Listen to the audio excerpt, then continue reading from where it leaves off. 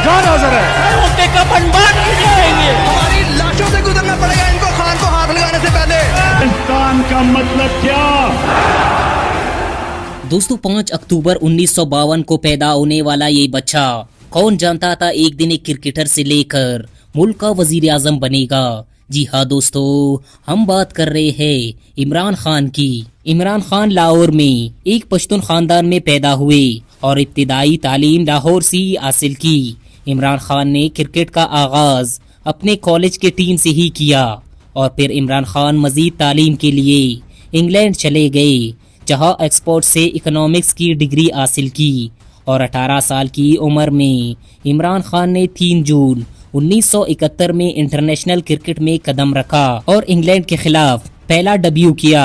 दोस्तों इस मैच में इमरान खान ने 29 रन किए लेकिन कोई विकेट हासिल न कर पाए।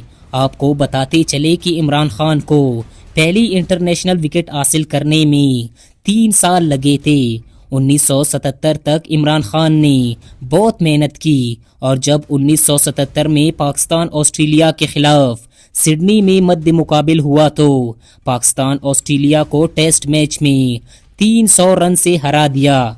इस टेस्ट मैच में इमरान खान 5 विकेट हासिल करके मैन ऑफ द मैच भी हुए थे और इसके बाद इमरान खान पाकिस्तानी टीम के कैप्टन बन गए। इसके बाद इमरान खान ने अपनी कैप्टनी में पाकिस्तान क्रिकेट टीम को बहुत से मैच भी जितवाए, लेकिन जब 1987 के वर्ल्ड कप में पाकिस्तान हारा तो इमरान खान ने क्रिकेट से रिटायरमेंट का फैसला कर लिया।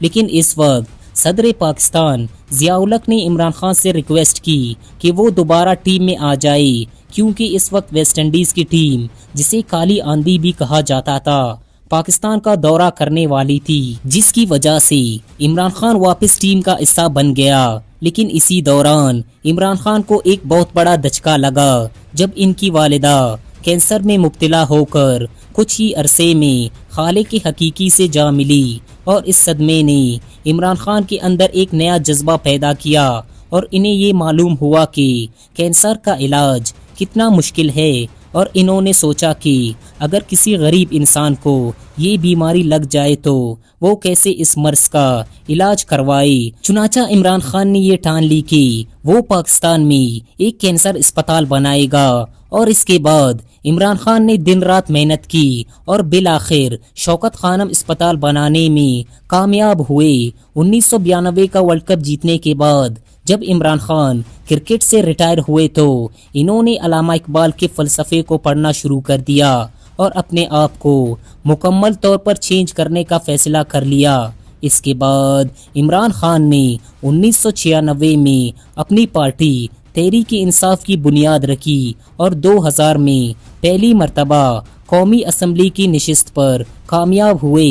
इसके साथ साथ आपको ये भी बताते चले कि 2002 में परवेज मुशर्रफ ने इमरान खान को वजीर आजम बनने की भी ऑफर की थी, लेकिन इमरान खान ने इसे ठुकरा दिया था और कहा था कि मैं अपने बिल बूते पर पाकिस्तान का वजीर आजम बनूंगा। इसके बाद 2008 में तहरीक इंसाफ ने इलेक्शन का बाइकॉट किया, लेकिन इसी दौरान इमरान खान ने पार्टी को मजबूत करने के लिए दिन रात मेहनत की और वो बहुत से लोगों को तहरीक इंसाफ में शामिल करने में कामयाब हो गए और यूं तहरीक इंसाफ पूरे पाकिस्तान में फैल गई। 2013 के इलेक्शन में इमरान खान की पार्टी एक सूबा खैबर पख्तूनख्वा में अपनी हुकूमत बनाने में कामयाब हो गई और वफाक में मुस्लिम लीग नून हुकूमत बनाने में कामयाब रही, लेकिन इमरान खान ने नताइज को तस्लीम करने से साफ इनकार कर दिया और धांधली का इल्ज़ाम लगा दिया और तहरीक इंसाफ ने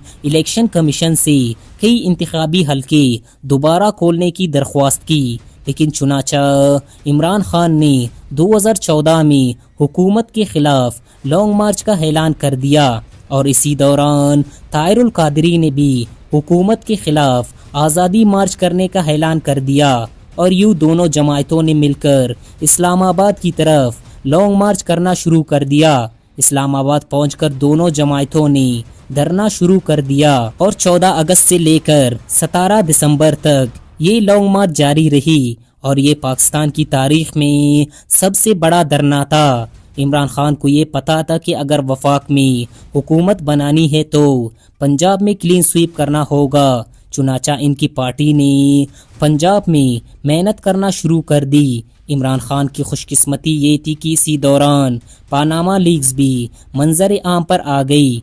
पानामा ने जहां पूरी दुनिया की सियासतदानों, बिजनेसमैन्स और ब्यूरोक्रेट्स की वो दौलत जो इन्होंने छुपा रखी थी इनको जाहिर कर दिया, और इस रिपोर्ट के आते ही पूरी दुनिया में हलचल मच गई। लोग तब हैरान हुए जब इसमें नवाज शरीफ का नाम भी सर फहरिस्त था। चुनाचा मुल्क में तमाम ओपोजिशन जमायतों में एक हंगामा शुरू हो गया और केस अदालत में पहुंच गया, लेकिन नवाज शरीफ अदालत को मुतमईन करने में मुकम्मल नाकाम रहे, जिसका नतीजा नवाज शरीफ की नाअहली की सूरत में निकला। इमरान खान ने इस पूरे केस को अपने हक में बदल दिया और मुल्क में एक ऐसी मुहिम चलाई जिसने आने वाली इलेक्शन में इंतखाबात का नक्शा ही बदल कर रख दिया। लिहाजा 2018 में तहरीक इंसाफ अपने इत्यादियों के साथ मिलकर हुकूमत बनाने में कामयाब हो गई और इमरान खान इस्लामी जमहूरिया पाकिस्तान के 22वें वजीर आज़म बन गए। लेकिन दोस्तों, इमरान खान भी पाकिस्तान के दूसरे वजीर आज़मों की तरह अपने 5 साला हुकूमत मुकम्मल न कर सका और 10 अप्रैल 2022 को मुस्तफ़ी हो गई, जिसका इल्ज़ाम इन्होंने अंदरूनी और बैरूनी मुदाखलत पर लगाई। दोस्तों, इसमें कोई शक नहीं कि इमरान खान एक दिलेर और बहादुर लीडर है। इसके बारे में आपकी क्या राय है, इससे हमें ज़रूर आगाह करें और इस वीडियो को लाइक करते हुए हमारे YouTube चैनल AR रिसर्च को भी ज़रूर सब्सक्राइब करें।